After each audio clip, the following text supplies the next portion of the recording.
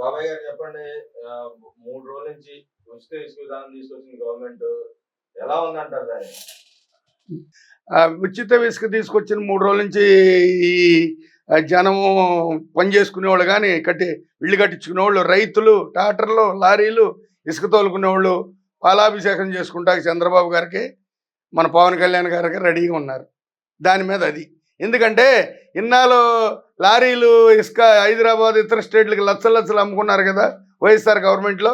ఆ దరిద్రం పోయింది, మహానుభావుడు ఊరికే ఇసుకెత్తున్నాడు అని చెప్పి రైతులు ఎడ్డబళ్ళతో తోలుకోండి, లేకపోతే ట్రాక్టర్లో తోలుకోండి, ఏమి రూపాయి అవసరం లేదని చెప్పాడుగా మహానుభావుడు చంద్రబాబు నాయుడు గారు. దాని మీద చక్కగా ఆ ఇసుక సంబంధించిన బిల్డర్లు కానీ, ఇసుక కావాల్సిన వాళ్ళు ప్రతి వాళ్ళు దాని మీద చక్కగా పాలాభిషేకం మీద ఉన్నారు. అంటే అంత ఆనందంగా ఉన్నారు. అది ఒకటి. సరే, నిన్న ఏపీ చంద్రబాబు నాయుడు ఇంటికి సంబంధించి కేసు సంబంధించి నిన్న కొత్త విషయం బయటకు వచ్చింది. అవును, ఎవరన్నా జాగదొబ్బితే కట్టమట పరిగెత్తాడు చంద్రబాబు గారు అని ఎవరో జోగి అనేది అన్నట్టు వచ్చిందిగా ఆల్రెడీ. ఏమంటారు దాన్ని? నిజంగా అలాంటి పనులు చేసే అవకాశం ఉందంటారా? ఎవరు చెయ్యొచ్చు, ఎటువరకు చేయలేదండి. చంద్రబాబు గారు ఇల్లు అది ఇల్లును అదే ప్రజావేదికను ఎన్టీఆర్ పార్టీ ఆఫీసు మంగళగిరిలో పగలగొట్టిన వాళ్ళు ఆ పని చేయలేరండి. వాళ్ళు చేస్తారు వదిలేస్తే. అసలు ఎక్కడ మారారు వాళ్ళు? లెక్కొస్తే వైఎస్ఆర్సీపీ వాళ్ళు గెలిచిన తెల్లారో ఎప్పుడో అనేది కర్నూలులో ఎవరో చౌదరి గారిని చంపేశారుగా. అట్లాగే వాళ్ళకేం బుద్ధి రాలేదు.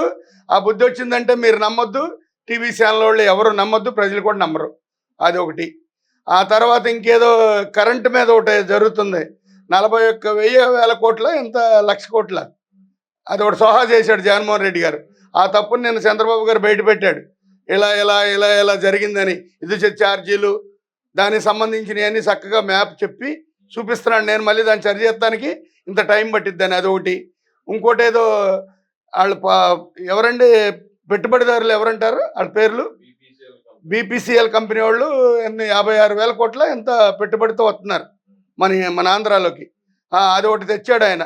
ఆల్రెడీ వచ్చి సర్వే చేసుకుంటున్నారు, భూములు అడుగుతున్నారు.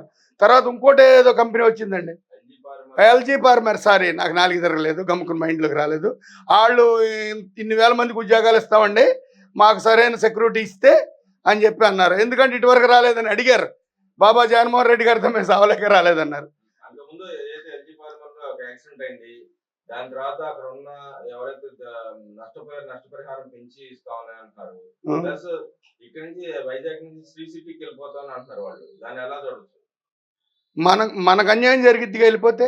శ్రీ సిటీ ఇక్కడ తిరుపతి దగ్గర ఉన్న శ్రీ సిటీ, మన తడ దగ్గర ఉన్న శ్రీ సిటీలో వెళ్ళొచ్చు. మరి వాళ్ళు వెళ్తే మనకు లాభసాటిగా ఉంటుంది అనుకుంటే మనమే చెప్తాం వెళ్ళమని. దానికి చంద్రబాబు గారు చక్కగా ప్లాన్ చేసి అట్టు పెట్టాడు. ఆయన గవర్నమెంట్లో ఏమీ రాలేదుగా, దాని గురించి మనం దీన్ని పోటీ పెట్టి మాట్లాడాల్సిన అవసరం లేదుగా. ఆ జగన్మోహన్ రెడ్డి గారు అన్న ఆయన 5 సంవత్సరాల పరిపాలనలో ఇలాంటి ఏమైనా వచ్చి వెళ్ళిపోయినా, మనం ఒక లాస్ పరిచినా మనకు లాభపరిచినా చెప్పుకోవచ్చు. అదేది అతను చేయలేదు కాబట్టి దాని మీద అతను మళ్ళీ పెద్దోడు చేస్తాం కోసం మాట్లాడాల్సిన అవసరం లేదు. ఈ చంద్రబాబు గారి పుణ్యం ఇదంతా జరిగిద్ది, చేపిస్తాడు. శ్రీ సిటీ కాదండి, ఆల్మోస్ట్ మనకు పోయిన కంపెనీలన్నీ వస్తాయి. ఇప్పుడు నిన్నగాక మొన్న 3 రోజులు నడిచిన ఇసుకతో సహా, ఇంకోటి ఏదో గ్యాస్ బండ్లు ఒకటి, ఇంకోటి ఏదో బస్ ఛార్జీలు, ఇవన్నీ సగ్గా ఇప్పుడు సూపర్ 6 అన్నారు కదా, 6 నెరవేర్చినట్టు 4 అయిపోయినాయి, ఇక 2 ఉన్నాయి. తర్వాత ఈ ఫార్మాలిటీలు, ఈ కంపెనీలు, ఈ ఎంప్లాయీస్కి వచ్చే పోస్టులు, దాని గురించి కూడా జరుగుతున్నాయి. ఇది ఒకటి. తర్వాత ఇంకోటి ఏదో ఇప్పుడు కట్టమ్మడి చంపేస్తే దరిద్రం వెళ్ళిపోతుంది, వాళ్ళు పారిపోతారు అన్నాడు చూడు, అతని మీద నిఘా బాగానే ఉందండి. దాన్ని వాళ్ళే లీక్ చేసుకున్నారు. ఆ జగన్మోహన్ రెడ్డి ఏమో నేను ఎమ్మెల్యేగా రాజీనామా చేసి ఎంపీగా గెలిచి అక్కడ ఎంపీ సీటు రాజీనామా చేయించి ఈయన గెలిచి ఢిల్లీ వెళ్ళి కూర్చుంటాను, కేసులు తగ్గుతాయని కూర్చున్నాడు. అవసరంలా చర్మిలా గెలవనవుది అక్కడ. దానికి కూడా అర్హుడు కాదు నేను అనుకుంటాను. అట్లా అని ప్రజానాడు అలా ఉంది అక్కడ. ఎవరు